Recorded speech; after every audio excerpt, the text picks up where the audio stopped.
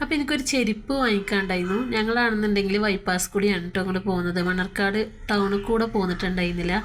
അപ്പോൾ ചുങ്കത്ത് അതിനെ പോകുമ്പോഴാണ്, ബൈപ്പാസ് കൂടി പോകുമ്പോഴാണ് കാക്ക പറഞ്ഞത് നമ്മൾ ടൗണിൽ കൂടി പോകുന്നില്ലല്ലോ എന്ന്, ചെരുപ്പ് എടുക്കാണ്ടല്ലോ എന്ന്.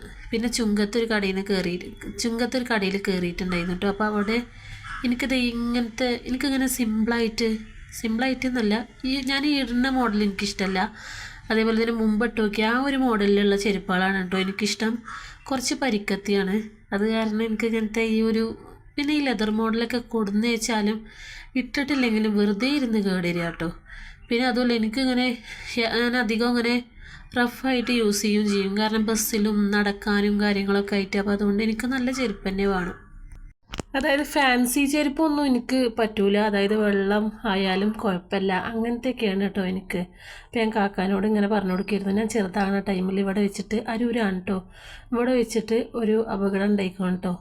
ഞാൻ ചെറിയ കുട്ടിയാകുന്ന ടൈമിൽ ഒരു പെരുന്നാളിന് എൻ്റെ അമ്മാൻ്റെ ഒടിക്കാർ ഞങ്ങളെടുത്തിട്ട് ഒരു കാറും ജീപ്പ് പോയിട്ടാണ്. ചെറിയൊരു പ്രശ്നമൊന്നും ഉണ്ടായിട്ടില്ല കേട്ടോ, ജസ്റ്റ് ഇങ്ങനെ തട്ടിയിട്ടുള്ളൂ. പിന്നെ ചങ്ങലിരിക്കിൻ്റെ മൂത്തമ്മാൻ്റെ വീട്ടിലേക്ക് പോകുമ്പോഴാണ് കേട്ടോ ഉണ്ടായത്. അപ്പം എന്നെ കാക്ക ഇങ്ങനെ പറഞ്ഞു കൊടുക്കുകയായിരുന്നു. പിന്നെ ഇത് ആര്യമ്പാവ് ടൗണാണ്, ഇവിടുന്ന് ഇങ്ങനെ കാക്ക ഇങ്ങനെ ജസ്റ്റ് ചെരുപ്പ് നോക്കാമെന്നുള്ള ലെവലിൽ. അപ്പോൾ ഞാൻ കാക്കാനോട് പറഞ്ഞു, എൻ്റെ പെരൻ്റെ അവിടെ ഒരു കട ഉണ്ട് കാക്ക, അവിടുന്ന് വാങ്ങിക്കാം, അവിടെ നല്ല ചെരുപ്പുണ്ടാവും, അവിടെ റേറ്റും പാകത്തിന് തന്നെ ഉള്ളൂ കേട്ടോ. അപ്പോൾ അവിടുന്ന് വാങ്ങിക്കാമെന്നൊക്കെ പറഞ്ഞിട്ട് ഞങ്ങൾ പിന്നെ അങ്ങനെ അവിടെ മൂലേരെ കട, നാട്ടിൽ ഞങ്ങൾ പറയാം മെയ്തു മൂലേരി എന്നാണ് പറയാം. അപ്പോൾ കാക്കാക്ക് അറിയില്ലല്ലോ, കാക്കനോട് മെയ്തുട്ടി മൂലേരെ കട എവിടെയെന്നൊക്കെ ചോദിച്ചിട്ടുണ്ടായിരുന്നു കേട്ടോ. അപ്പോൾ ഞാൻ ജനിച്ചതിന് മുമ്പ് തന്നെ എൻ്റെ നാട്ടിലുള്ള ഒരു കടയുണ്ട്, അത് മാഷാ അല്ലാ. അപ്പോൾ ഇവിടെ എത്തിയപ്പോൾ ഞാൻ കാക്കാനോട് പറയാം, കാക്ക എനിക്ക് ഭയങ്കര സന്തോഷം എൻ്റെ നാടെത്തിന്ന്. അപ്പോൾ ഇവിടെ ഒരു കട ഉണ്ട് കേട്ടോ, റവാബി.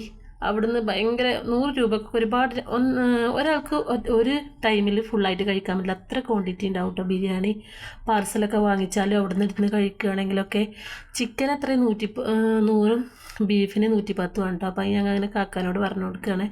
നല്ല ഒരുവിധം പരിപാടിക്കൊക്കെ അവിടെ ആൾക്കാരിങ്ങനെ ഓർഡർ ചെയ്യും കേട്ടോ. പിന്നെ ഞാൻ ഈ പമ്പ് ഉണ്ടപ്പോൾ ഞാൻ കാക്കാനോട് പറയാം, കാക്ക ഞാനിവിടെ ഒരുപാട് എൻ്റെ സ്കൂട്ടിക്ക് എണ്ണ അടിച്ചിക്കണമെന്നൊക്കെ. പിന്നെ ഇവിടുത്തെ ഈ ഒരു സ്ഥലം ഞാൻ അങ്ങനെ കാക്കാക്ക് പറഞ്ഞു കൊടുക്കുന്നത്, ഞങ്ങൾക്ക് ആദ്യമായിട്ട് വീട് പണിക്ക് കല്ലൊക്കെ അവിടെ ഇറക്കിയിട്ടുണ്ടായി കേട്ടോ. എനിക്കൊന്നും ബുദ്ധിയില്ലാത്ത ടൈമിന് കേട്ടോ. പിന്നെ ഞങ്ങൾ അവിടെ വീട് കയറ്റിയിട്ടുണ്ടായിരുന്നില്ല. അപ്പോൾ എൻ്റെ വീടെത്തിയപ്പോൾ കാക്കാനോട് പറയും, വീടെത്താനായപ്പോൾ എനിക്ക് ഭയങ്കര സന്തോഷമാട്ടോ. ഒരു പാട്ടൊക്കെ വരും, എനിക്കിൻ്റെ പെരേക്ക് പോകാന്ന് പറഞ്ഞിട്ടുണ്ടെങ്കിൽ അന്ന് പിന്നെ ഒരു പാട്ടൊക്കെ ഇങ്ങനെ വരും കേട്ടോ. അപ്പോൾ പാട്ടൊക്കെ പാടുന്നുണ്ട്. കാക്ക ഇങ്ങനെ ജസ്റ്റ് ഇങ്ങനെ നോക്കൂട്ടോ, ഒന്നും മുണ്ടൊന്നുമില്ല, ചിലപ്പോൾ ഒന്ന് ഇങ്ങനെ ചിരിച്ചും ചിരിച്ചും.